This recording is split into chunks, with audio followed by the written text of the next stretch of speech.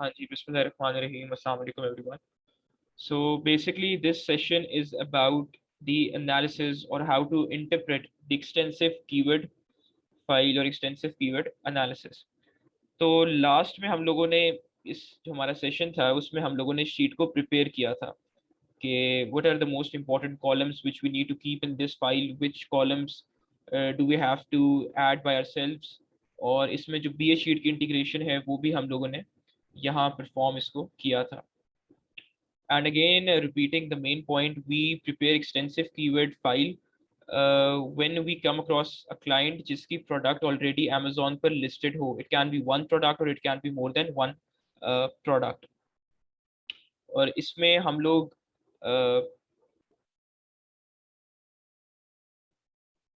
जैसे ये है फर्स्ट पेज रैंक काउंट, ये कॉलम हमने एडिशनली खुद ऐड किया है. टॉप 10 वाला खुद ऐड किया हुआ है. रैंकिंग कंपेरेटर्स ऑलरेडी था but it was showing the stats for 9 comparators which we had selected. जो पोजीशन रैंक था उसको शो नहीं कर रहा था, तो हमने काउंटिव का फॉर्मूला यहाँ फिर से लगा दिया. तो इसमें now what we need to do is कि फर्स्टली हम लोग क्या करते हैं, to be on a safer side, we first try to remove all the formulas. उसको it's not a rocket science, simple select किया, कंट्रोल सी,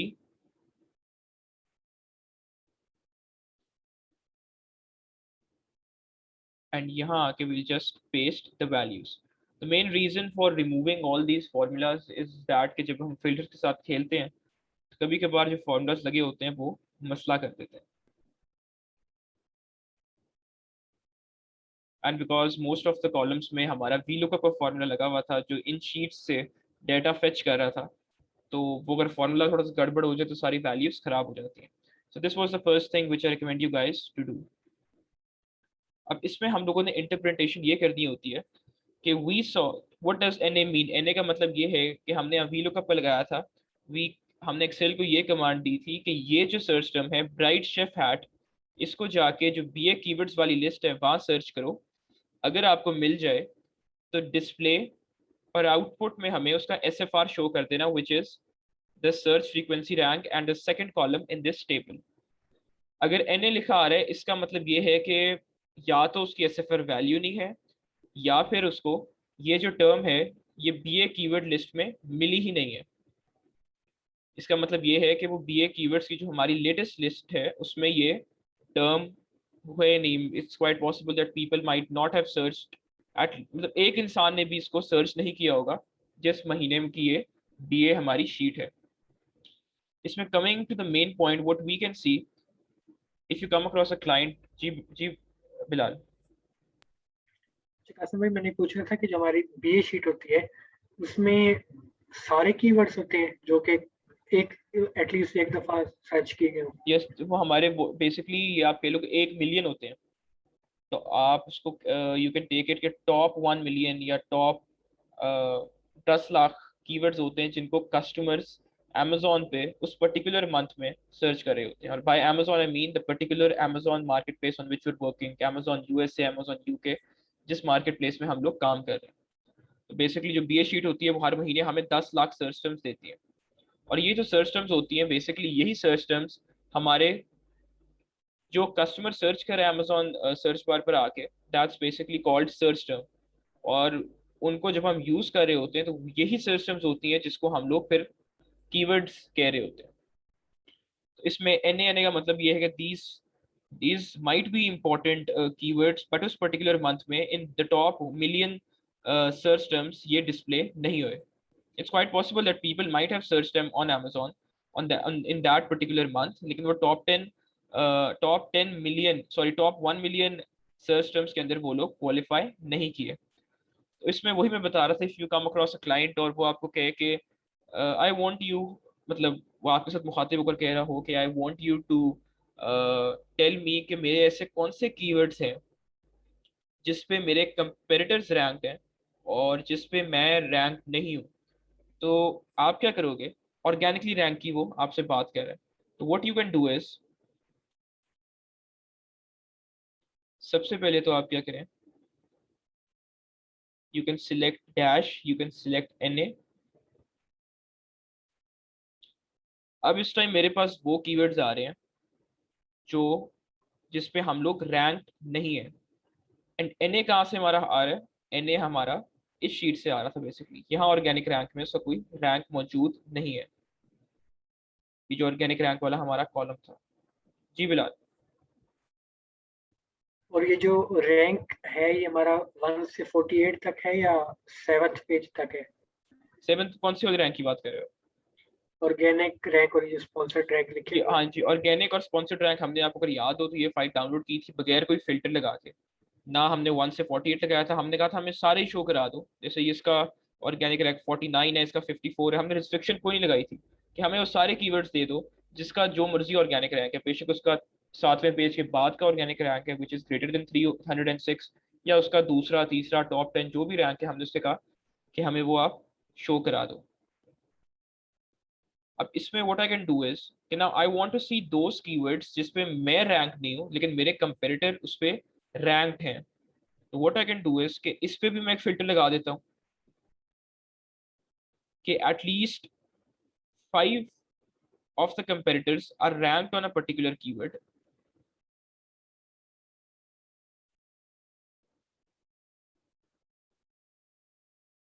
एंड इस पे मैं क्या करता हूँ कि एन वाली चीज को मैं यहाँ से डिस्कार्ड कर देता हूँ।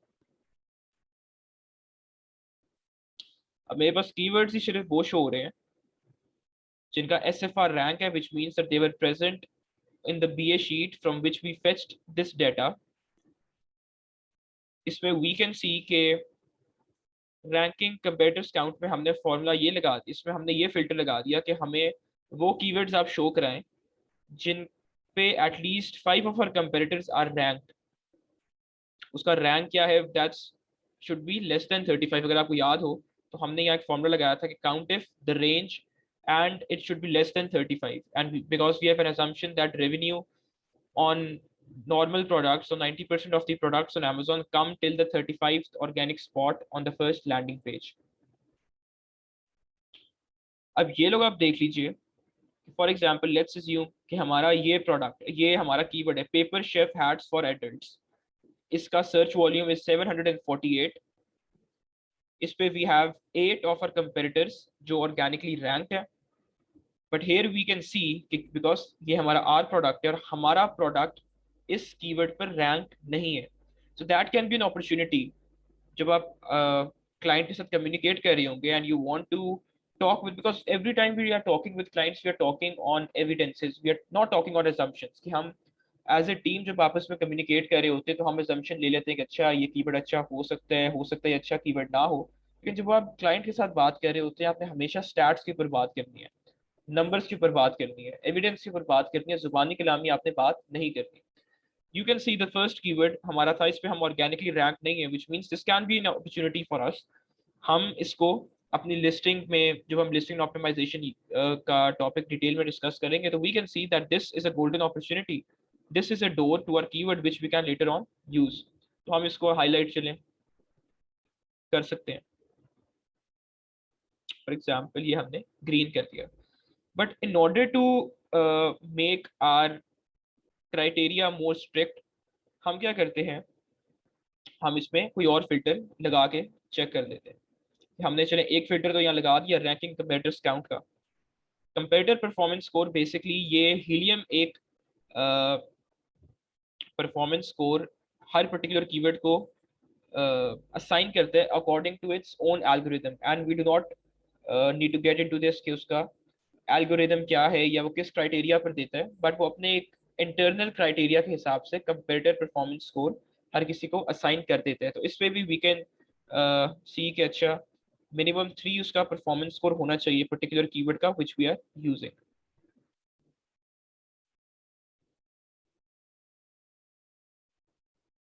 डैशेस हम लोग यहाँ से निकाल देते हैं। देखिए अब हमारे पास कीवर्ड्स ही कम रह गए। All these keywords which have which at least जिसपे हमारे 5 कंपेरेटर्स रैंक्ड हैं। जी बिलाल। हीलियम का जो हमारे पास एल्गोरिदम होता है वो कितना रिलायबल है, वो उस पर कितना रिलाय कर सकते हैं? यूजुअली इस टाइम जो टूल्स चल रहे हैं the best tool which most of the people, most of the sellers, most of the virtual assistants, most of the agencies or companies are using, the most reliable one right now is Helium 10. No doubt अभी भी हमारी ये assumption होती है कि 70 to 80% data accurate होता है, but the most accurate tool amongst all the tools is Helium 10. और obviously exact चीजें हमें नहीं दिखा रहा होता, लेकिन हमारी ये assumption होती है कि most accurate towards reality जो है, towards accuracy जो है, वो सबसे ज्यादा Helium 10 है. अच्छा, अभी मैंने दो फिल्टर लगाए और मैं ये चीज देख सकता हूँ, all these keywords, and I do not know whether these keywords are relevant or not relevant. By relevancy I mean कि I expect the person कि वो इन keywords को use करने से पहले इंडिविजुअली Amazon पर जाके इन keywords को सर्च करे और इनकी पेज रिलेवेंसी चेक करे कि जब हम इस कीवर्ड को लिखते हैं तो कितने relevant प्रोडक्ट्स हमें नजर आते हैं. Let's say if we want to tighten our criteria और ज्यादा, तो हम इस पे देख सकते हैं. अब ये देखें, फॉर एग्जाम्पल लेट्स अज्यूम कि these are all the opportunity keywords. I do not know whether all this keywords are relevant और नॉट रेलेवेंट, कि वो जब हम relevancy, page relevancy individually check करेंगे तब हम देखेंगे. बट ये वो कीवर्ड्स हैं जिन पे अभी तक हम ऑर्गेनिकली रैंक नहीं है, हमारा उस पर कोई ऑर्गेनिक रैंक नहीं है. और अपॉर्चुनिटी आप लोग यहाँ से देख लें कि इस इन कीवर्ड्स का जो कलेक्टिव सर्च वॉल्यूम है दैट्स 66,306, which means कि we right now, like we can talk to our client like this, कि right now there are like 18 potential keywords which we are not using in our listing, and जिनका combined जो search volume है that's 66,000, which means this is an golden opportunity.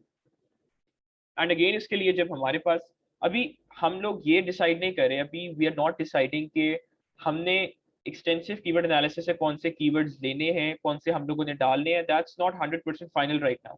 हम इस time इस sheet से अपने जो क्लाइंट है उसकी चीज़ों को देख रहे हैं कि अच्छा ये मुझे देख के अंदाजा हो जाएगा ये मेरा क्लाइंट है और इसने इतनी अपॉर्चुनिटी मिस कर रहा है. ये फॉर एग्जाम्पल लेट्स अज्यूम कि हमारा इतना क्राइटेरिया टाइट करने के बाद भी हमारे पास अगर कोई कीवर्ड ना आता तो वो ये assumption हम ले लेते इस पॉइंट पे, अच्छा सारे जो पोटेंशियल कीवर्ड्स थे that our client is already using, फिर हमें किसी और स्ट्रैटेजी पर जाना पड़ता है कि अच्छा उसकी सेल्स अब कैसे हमने इंक्रीज करनी है.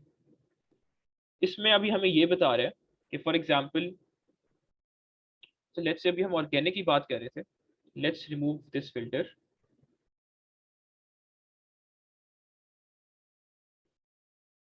ये मैंने सारे अभी फिल्टर्स रिमूव कर दिए हैं. अभी हम स्पॉन्सर्ड रैंक का भी चेक करते हैं कि स्पॉन्सर्ड रैंक में एग्जैक्टली अभी क्या चल रहा है, कि कौन से ऐसे कीवर्ड्स हैं, कौन से ऐसे कीवर्ड्स हैं जिस पर at least 5 of our competitors are doing advertisement और मार्केटिंग और in an easier word PPC जो चला रहे हैं, और कौन से ऐसे कीवर्ड्स हैं जिस पर हम नहीं चला रहे. तो इस पे सबसे पहले तो मैं क्या करूंगा, इस पे अगेन अभी we can take an assumption कि अभी इसका किसी कीवर्ड पर कोई स्पॉन्सर्ड रैंक नहीं है. तो इट्स क्वाइट पॉसिबल कि या तो ये पीपीसी ही नहीं चला रहा, और पीपीसी अगर ये चला रहा है क्योंकि हमने डेटा आर प्रोडक्ट से यहाँ से फेच किया, बहुत चांसेस है कि ये पीपीसी किसी कीवर्ड पर नहीं चला रहा. That can be an opportunity. We can talk go and talk with our client. हम ये बात कर सकते हैं कि you are not doing PPC and PPC is the backbone of boosting your sales. तो पीपीसी जो मेरा इस टाइम जाती ख्याल है, there can be a glitch, there might be a glitch के I expect you to download the Helium sheet और इस पर्टिकुलर कीवर्ड के लिए आप फिर से डाउनलोड करें और देखें कि स्पॉन्सर्ड रैंक आ क्यों नहीं रहा. हो सकता है कि ग्लिच आ गया हो जिसकी वजह से वो नंबर शो नहीं कर रहा. तो ये छोटी छोटी चीज़ों का हम ख्याल रखते हैं. बट इसमें हम लोग बेसिकली कर क्या रहे होते हैं, अगेन मैं वो keyword, I want those keywords जिन पे at least 5 of our competitors are doing PPC. तो मैं ये 4 3 2 1 को निकाल दूंगा.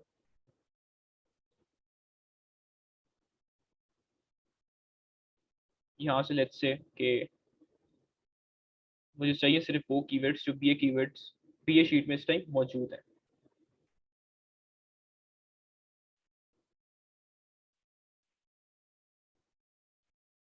Comparative performance again I can do 3 and less.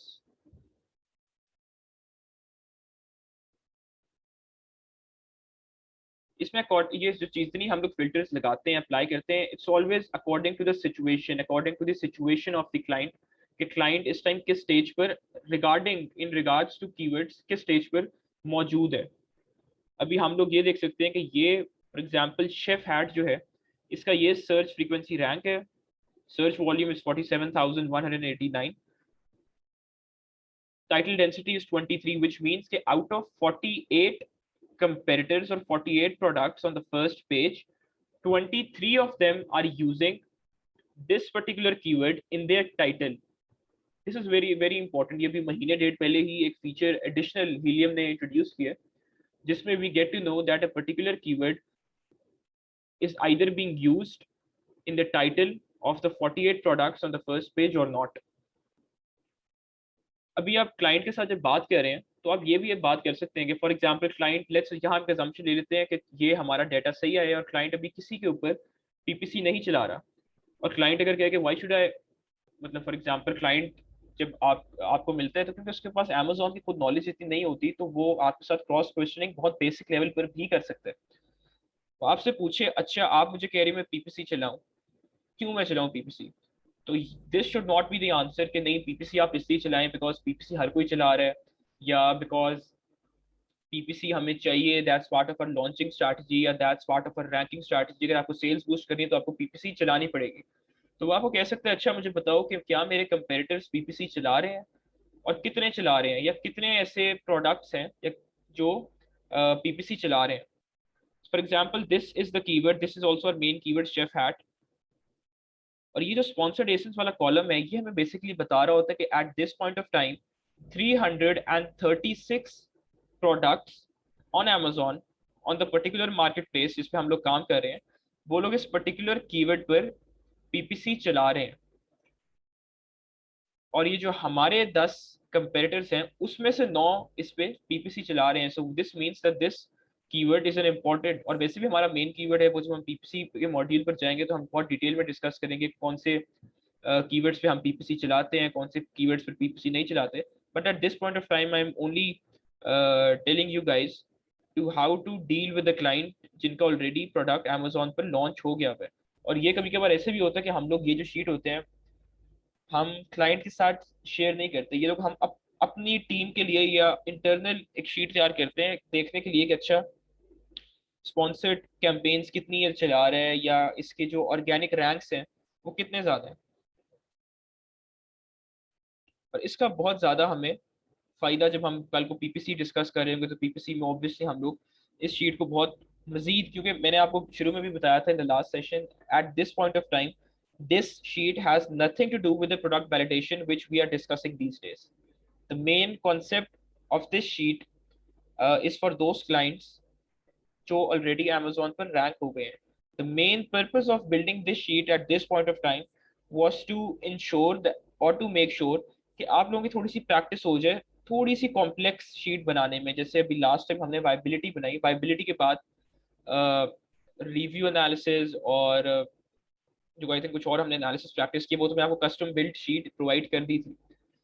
लेकिन हाँ आई थिंक आप लोगों ने वाइबिलिटी के बाद वो भी आई थिंक आप लोगों ने तैयार की है, जो प्रोडक्ट हंटिंग में आप लोग एडवांस प्रोडक्ट हंटिंग के लिए आप लोग आइडिएशन कर रहे हैं। तो इसमें भी यही मेन पर्पस था कि थोड़ा सा आप लोग एडवांस लेवल शीट तैयार कर लें, बिकॉज मैं आप लोगों को चाह रहा था कि वीलुकअप फॉर्मूलाज के साथ आप लोगों की थोड़ी प्रैक्टिस हो जाए, ताकि जब हम लोग मास्टर कीवर्ड बना रहे हो तो मास्टर कीवर्ड फाइल तैयार करते वक्त आसानी हो जाए आप लोगों के लिए, आप लोगों के लिए इतना मसला ना हो कि आप लोगों को पता हो कि वीलुकअप कौन सा कहाँ लगाना है। और last time the main purpose of doing keyword analysis as well, जो हमने लास्ट सेशन में किया था, वो भी ये था कि at this point of time we can say अच्छा इससे तो हमें कीवर्ड्स मिल रहे हैं, we are identifying more opportunity, we are identifying more golden keywords, but why are we doing it at this point of time? We can do this.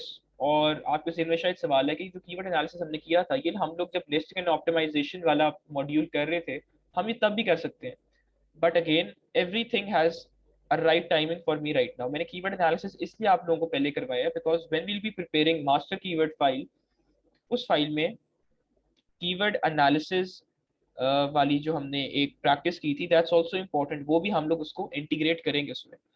So this was basically कि हम लोगों ने इसको extensive keyword file को use किस तरह करना है। सो Just give me a second. हाँ जी, so if you guys have any questions, just feel free to ask.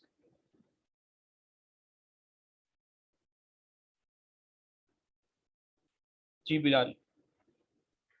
Qasim भाई, ये भी क्या यूनिक टेक्निक है या फिर ये काफी ज्यादा लोग और भी यूज कर रहे हैं? नहीं, this is basically unique technique कि हम लोग स्टैट्स पे सारी बात कर रहे हैं कि आपके पास जब क्लाइंट आए तो आपको पता हो कि आपने पहली चीज क्या करनी है, दूसरी चीज क्या करनी है. सबसे पहले एक्सटेंसिव कीवर्ड आपने तैयार करनी है, बाद में आपने उसका लिस्टिंग ऑडिट करना है. मतलब वो तो डिटेल में हम चीज करेंगे, बट जितने भी हम लोग टेक्निक्स अभी कर रहे हैं, जो मैं आप लोगों के साथ फाइल्स शेयर कर रहा हूँ, जो हम लोग एनालिसिस परफॉर्म कर रहे हैं, these are all internal, these are not public. कि आप लोग अगर पब्लिक प्लेटफॉर्म पर चेक करें तो I think that this extensive keyword might be available on VBC. But ये जितने हमने एनालिसिस किए थे, आप लोगों को बताते वो जरूर हैं पब्लिक प्लेटफॉर्म्स पर कि ये क्या हमें करना चाहिए, क्या क्या चीजें इंपॉर्टेंट है, पर कैसे करना चाहिए. I think that's most important कि वो चीज प्रैक्टिकली किस तरह करनी चाहिए. That's something which we need to learn. तो अभी जो इससे नेक्स्ट हम लोग करेंगे मास्टर कीवर्ड, और उसके बाद जैसे जैसे हम लोग एसओपीज फॉलो करेंगे, बेसिकली जितनी भी हम लोग चीजें कर रहे हैं, that's these are all the practical things which we do for our clients. कि हम लोग जो क्लाइंट्स के लिए प्रैक्टिकली चीज परफॉर्म करते हैं, क्योंकि क्लाइंट को तो हमने जुबानी बात नहीं समझानी ना कि ये चीज क्या होती है, वो चीज क्या होती है. क्लाइंट ने अगर आपको प्रोडक्ट हंटिंग का कहा है, तो आपकी जिम्मेदारी है वो हंट आप प्रोडक्ट करें जो प्रोडक्ट वैलिडेट मतलब किया जा सके. So yes, if you have any other question, just feel free to ask. ये काफी ज्यादा स्ट्रॉन्ग शीट लग रही है, स्ट्रॉन्ग स्ट्रेटेजी लग रही है, तो इसको देख के क्लाइंट तो काफी ज्यादा खुश होता होगा कि इतने ज्यादा मुझे स्टेट्स प्रोवाइड कर रहे हैं। एग्जैक्टली. अभी मैं आप लोगों को इससे कॉम्प्लेक्स भी शीट दिखाता हूँ अभी. तो इसमें मैं अच्छा, इससे अगर आपको एक्सटेंसिव से रिलेटेड कोई सवाल है तो वो मुझे बता दीजिए. अगर नहीं है तो I can just show you guys कि व्हाट मास्टर कीवर्ड फाइल है, जिसकी मैं काफी देर से आप लोगों से बात कर रहा नहीं, हूँ. फिलहाल मेरा तो कोई सवाल नहीं। सही है. इसमें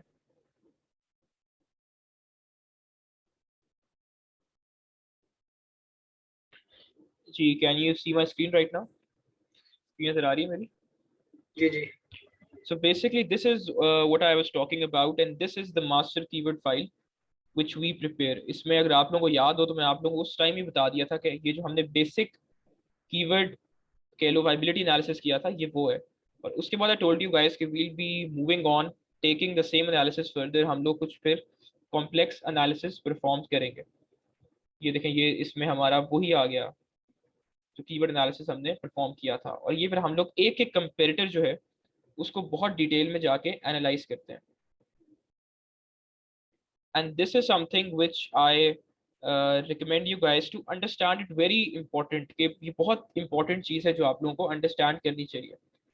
इसमें what I was thinking कि on an average this sheet might take you 3 to 4 hours, 3 से 4 घंटे आप लोगों को आसानी से लग जाते हैं, बिकॉज आपने सिर्फ ऑर्गेनिक शीट जो होती है मेन ये प्रिपेयर करनी होती है. और उसमें एट बहुत इनिशियल लेवल पे, मतलब जब हमने, because I also mention that we also be doing how to select our main comparator, कि हमने अपना कंपेरेटर जो मेन सिलेक्ट है वो भी करना है. तो वो हम लोगों ने कैसे करना है, बाय यूजिंग दिस शीट. इसकी नीच को कैसे एनालाइज करना है, और is this product PPC dominant और नॉट पीपीसी डोमिनेंट, इस नीच में हमें जानना है या नहीं जाना. So this is a very important sheet. तो ये आप लोगों को बनाने आनी चाहिए. अगेन, अब आज जैसे 31 अक्टूबर 2021 है, तो आज की अगर मैं आपको डेट, आज की अगर मैं बात कर रहा हूँ, तो इस time 90% of the people are not using this sheet. They do not know what this sheet is. जो लोग जिनको आती है बनाना, they usually avoid this sheet because इसमें दे फील कि थोड़ा सा खबारी वाला काम है, थोड़ा सा आपको एफर्ट ज़्यादा डालनी पड़ती है. लेकिन वही बात है कि ये पेशेंस वाला काम है. एंड मुझे नहीं पता कि ये जो रिकॉर्ड आज अब लेक्चर हो रहा है, ये कोई कल सुनता है, महीने बाद सुन रहा हो, या हो सकता है ये रिकॉर्डिंग कोई 1 साल बाद सुन रहा हो. तो उस टाइम पे इट्स क्वाइट पॉसिबल कि मार्केट में कोई टूल्स आ जाएं, कोई ऑटोमेशन आ जाएं जो ऑटोमेटिकली ये शीट को बना लेती हूँ. अगर मैं आज की बात करूँ तो इस महीने के स्टार्ट में, I will not take name, there is a foreign community, a foreign forum which is a paid forum, जिसकी ऑन एवरेज जो फीस है पर मंथ वो $2000-3000 है, that's around, I am sorry, per year जो उसकी subscription है वो around $2000 है, यानी आपका 4-1 लाख रुपया वो की सब्सक्रिप्शन है। तो उन्होंने अपनी जो सब्सक्राइबर्स हैं उनके लिए एक इंटरनल टूल निकाला है जिसमें कुछ हद तक काम ऑटोमेट हो चुका है, and they are doing a brilliant job right now. But अगर हम अपनी चीज में ये डाल दें कि नई ऑटोमेशन से काम हम लोग करने हैं और हम लोग भागे नहीं, वी नीड दैट, वो 4 लाख वाला टूल चाहिए, 5 लाख वाला टूल चाहिए, फिर तो काम नहीं चलेगा ना। हम तो इस टाइम ग्राउंड रियलिटीज पे काम कर रहे हैं, right now you have nothing, and चले 2 घंटे 3 घंटे आपके एक्स्ट्रा लग जाएंगे, लेकिन बहुत सी ऐसी चीजें हैं, बहुत सी एक वाइड पिक्चर है, ब्रॉडर पिक्चर है जो इसको तैयार करने से आपको सामने आ जाएगी।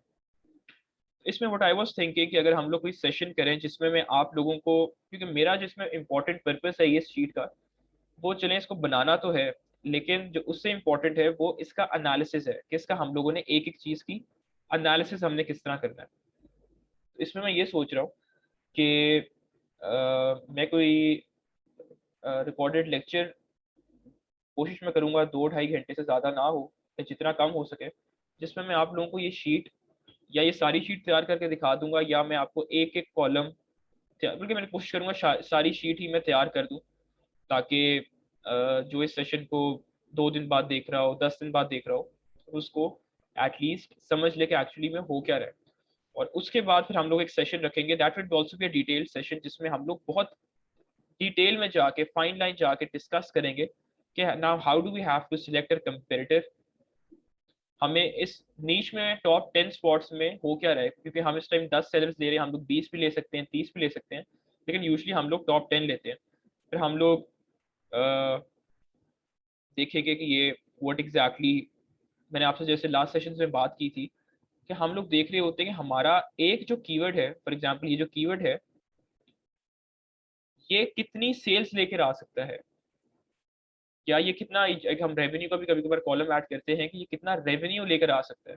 तो अभी हम लोग बहुत बारीकी में एक एक कीवर्ड को एनालाइज कर रहे होंगे, बहुत बारीकी में एक एक स्टैट्स को एनालाइज कर रहे होंगे, and not giving you guys a false hope, but I think before telling some internal things, I should stop this recording. Or inshallah, yes, in the next session, I'll be discussing how to maybe build this sheet or how to uh, interpret this sheet. So yes, for now, this is all from my side.